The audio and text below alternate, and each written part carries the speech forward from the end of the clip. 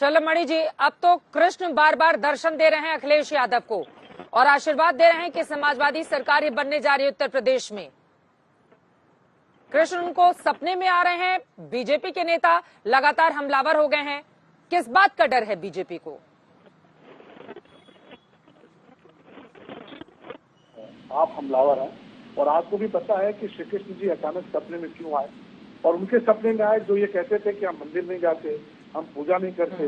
ये बाइक तो ये इंटरव्यू तो आप ही के चैनल पे चला था, बहुत सारे चैनलों पे चला था कि उन्होंने कहा था कि नहीं हम तो कभी मंदिर नहीं जाते, हम कभी पूजा नहीं करते, हमारा कोई बहुत आस्था में इसमें विश्वास नहीं है। अब उनको अचानक चुनाव के वक्त में भगवान श्री कृष्ण नजर आने लगे हैं, तो ये हमलावर तो देखिए आपने सवाल उठाया, आपने मुद्दा बनाया।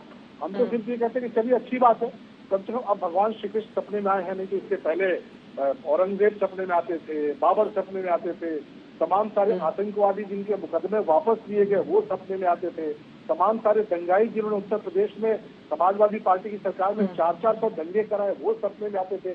मैं तो सिर्फ इतना जानता हूँ कि भगवान श्री कृष्ण अगर वाकई सपने में आए, देखिए पहली बात तो इस तरह का मजाक नहीं बनाना चाहिए किसी ऐसे व्यक्ति को जो खुद पूर्व मुख्यमंत्री के दायित्व पर रहे हो। लेकिन चलिए अगर मान लिया भगवान श्री कृष्ण उनके सपने में आएंगे भी तो उन्हें इस बात के लिए फटकारेंगे कि कोसी कला का जब दंगा हुआ तो जो उन्मादी थे, जो कट्टरपंथी थे, जो चरमपंथी थे, उनके हाथ में उत्तर प्रदेश के निर्दोष लोगों को क्यों छोड़ दिया।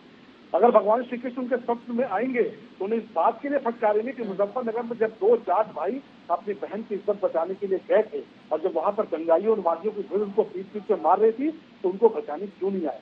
अगर भगवान श्री कृष्ण उनके स्वप्न में आएंगे तो उनसे सवाल जरूर पूछेंगे, उनको इस बात के लिए जरूर फटकारेंगे कि जो भगवान श्री कृष्ण की धरती है वहां पर जवाहर बाग जैसा कांड क्यों हुआ, वहां पर रक्त क्यों बहा, वहां पर भूमाफियाओं ने ऐसा तांडव क्यों किया, वहाँ संतोष यादव और मुकुल द्विवेदी जैसे बहादुर अफसरों को अपनी जान क्यों गंवानी पड़ी।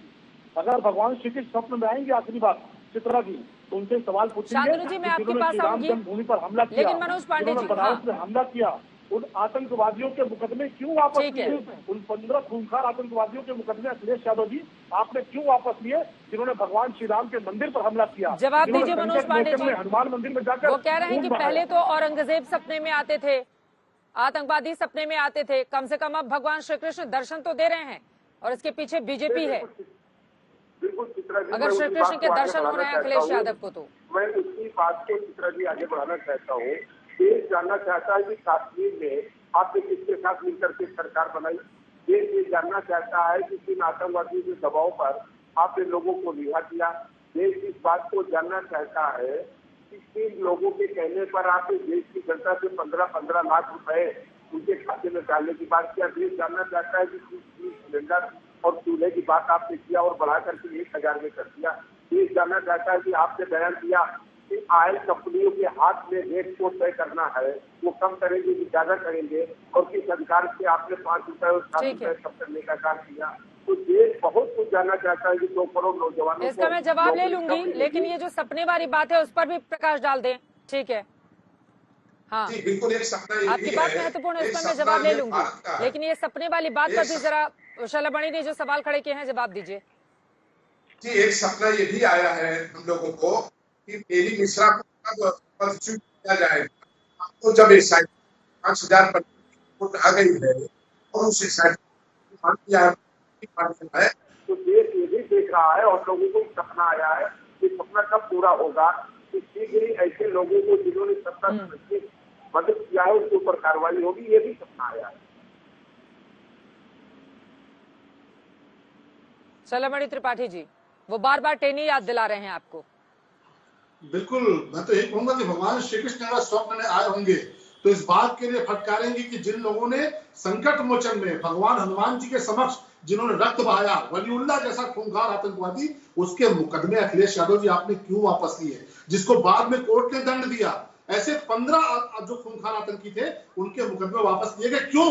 क्योंकि वो अयोध्या में हमला कर रहे थे। क्यों? क्योंकि वो संकट मोचन में हमला कर रहे थे। क्यों? क्योंकि वो गंगा घाट पर, दशाश्वमेध घाट पर हमला कर रहे थे, इसलिए समाजवादी पार्टी उनके मुकदमे वापस ले रही थी। अगर भगवान श्री कृष्ण स्वप्न में आए होंगे अखिलेश जी के तो उनसे सवाल पूछेंगे कि एक गृह सचिव सर्वेश चंद्र मिश्रा जी उन्होंने बैठक में सिर्फ इतना कह दिया कि अयोध्या में श्री राम जन्म स्थान पर कुछ कार्य होना है, तो उनको घंटों भर के भीतर सस्पेंड किया गया। सर्वेश चंद्र मिश्रा जी का गुनाह ये था कि उनके जुबान से सच निकल गया मीटिंग के भीतर कि अयोध्या में श्री राम भगवान का जन्म स्थान है, इसके लिए उनको सस्पेंड किया गया। भगवान श्री कृष्ण ये सवाल जरूर पूछेंगे और ये भी पूछेंगे कि 1669 में जिन भगवान श्री कृष्ण का भव्य मंदिर था और औरंगजेब जैसे आतंकवादी ने उस मंदिर से ईर्ष्या करते हुए उस मंदिर को गिरा दिया था, क्या अखिलेश यादव आप आगे आओगे उस मंदिर को बनाने के लिए? हम तो कहते हैं कि औरंगजेब इस दुनिया का सबसे बड़ा जवाब दीजिएगा, लेकिन एक टिप्पणी में शांतनु जी से भी ले लेती हूँ जल्दी से। ठीक है, मैं पूछ लूंगी कि औरंगजेब सबसे बड़ा आतंकवादी था, समाजवादी पार्टी इस बात को मानेगी या फिर नहीं मानेगी।